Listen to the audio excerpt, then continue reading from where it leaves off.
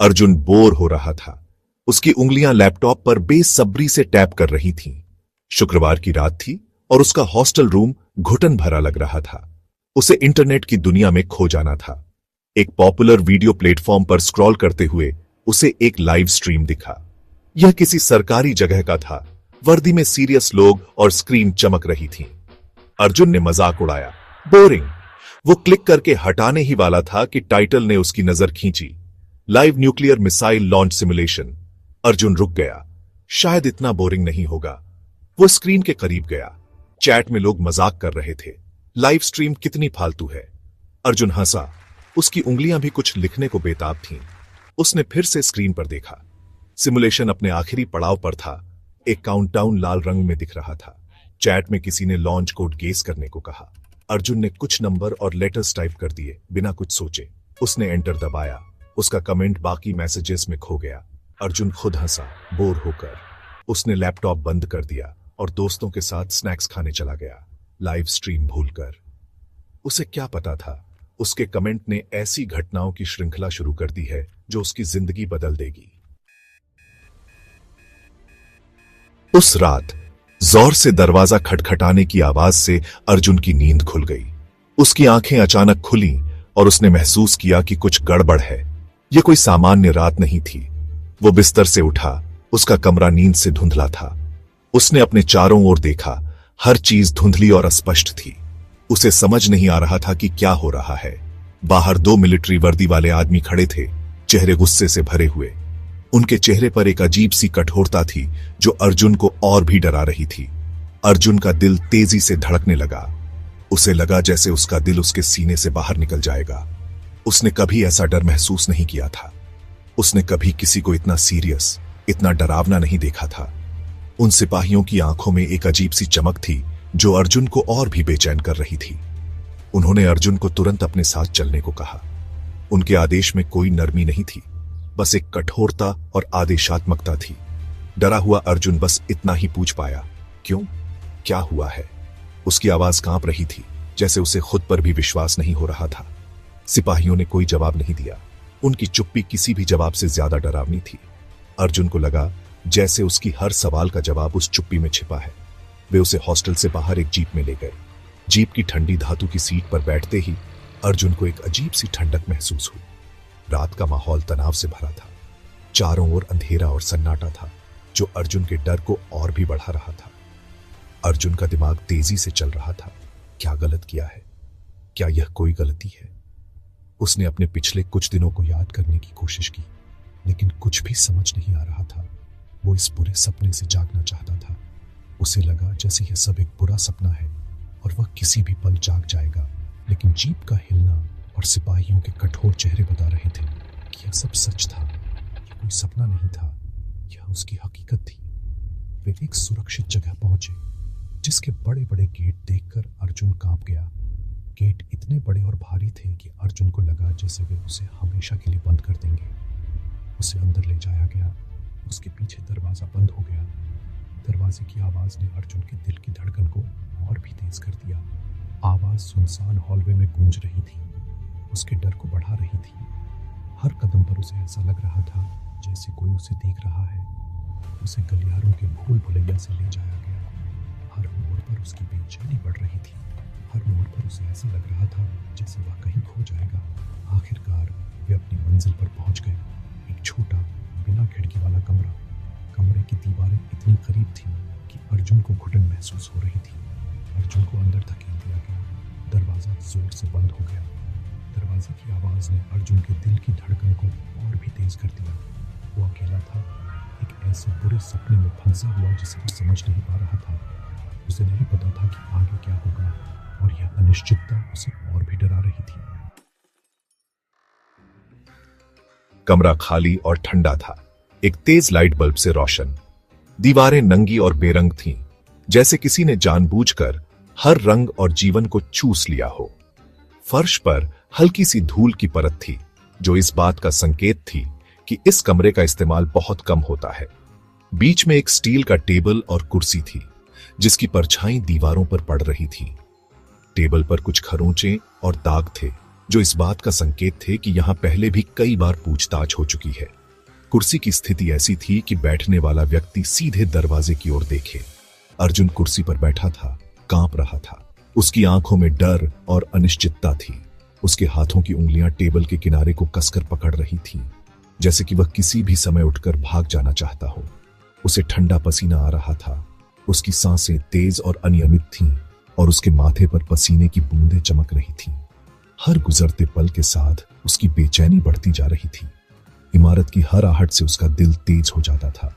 हर छोटी सी आवाज, चाहे वह किसी के कदमों की हो या दूर से आती किसी मशीन की, उसे और भी ज्यादा डरा देती थी। उसे ऐसा लग रहा था कि हर आवाज उसके खिलाफ एक नई साजिश का हिस्सा है। उसे पता नहीं था कितना समय बीत गया जब जोर से दरवाजा खुला। दरवाजे की आवाज ने उसकी धड़कनों को और तेज कर दिया। वह अपनी कुर्सी पर थोड़ा और सिकुड़ गया, जैसे कि वह खुद को अदृश्य बनाना चाहता हो। कड़ी वर्दी वाला एक सख्त चेहरे वाला आदमी कमरे में आया। उसकी चाल में एक अजीब सी कठोरता थी और उसकी आंखों में एक ठंडक थी जो किसी भी इंसान को असहज कर सकती थी। उसकी उपस्थिति ने कमरे की ठंडक को और बढ़ा दिया। उसने अपना परिचय कर्नल मेहता के रूप में दिया। उसकी आवाज तेज और कड़क थी। उसकी आवाज में एक ऐसा अधिकार था जो किसी भी व्यक्ति को तुरंत उसकी बात मानने पर मजबूर कर दे। उसने अर्जुन की आंखों में सीधे देखते हुए अपना परिचय दिया। मेहता बिना समय गंवाए मुद्दे पर आया। उसने सीधे और स्पष्ट शब्दों में बात की, जैसे कि वह किसी भी बहाने या झूठ को बर्दाश्त नहीं करेगा। उसकी बातों में एक अजीब सी सच्चाई थी जो अर्जुन को और भी ज्यादा डरा रही थी। उसने अर्जुन पर राष्ट्रीय सुरक्षा को खतरे में डालने का आरोप लगाया। उसके शब्द बर्फीले खंजर की तरह अर्जुन के हौसले को भेद रहे थे। हर शब्द ने अर्जुन के दिल में एक नया डर पैदा कर दिया। उसे समझ नहीं आ रहा था कि वह क्या कहे या क्या करे। अर्जुन का दिमाग घूम गया। उसे यकीन नहीं हो रहा था कि यह सब उसके साथ हो रहा है। उसकी आंखों में एक अजीब सी खालीपन था, जैसे कि वह किसी बुरे सपने में फंसा हो। राष्ट्रीय सुरक्षा को खतरे में डालना, ये कैसे संभव हो सकता है? उसने कभी भी ऐसा कुछ नहीं किया था जो देश की सुरक्षा को खतरे में डाल सके। उसके दिमाग में हजारों सवाल घूम रहे थे। वो एक साधारण कॉलेज छात्र ऐसा क्या कर सकता था? उसने तो हमेशा अपने पढ़ाई और दोस्तों में ही समय बिताया था। उसे समझ नहीं आ रहा था कि यह सब कैसे और क्यों हो रहा है। मेहता ने आरोप लगाए। उसकी आवाज दीवारों से टकराकर गूंज रही थी। उसकी आवाज में एक ऐसा गुस्सा था जो किसी भी व्यक्ति को डराने के लिए काफी था। हर शब्द ने अर्जुन के दिल में एक नया डर पैदा कर दिया। उसने दावा किया कि अर्जुन ने न्यूक्लियर मिसाइल सिमुलेशन के लाइव स्ट्रीम के दौरान जानबूझकर एक लॉन्च कोड डाला था। यह सुनकर अर्जुन के होश उड़ गए। उसे यकीन नहीं हो रहा था कि यह सब उसके साथ हो रहा है। एक लॉन्च कोड जिसने सबको डराते हुए असल में काम किया था।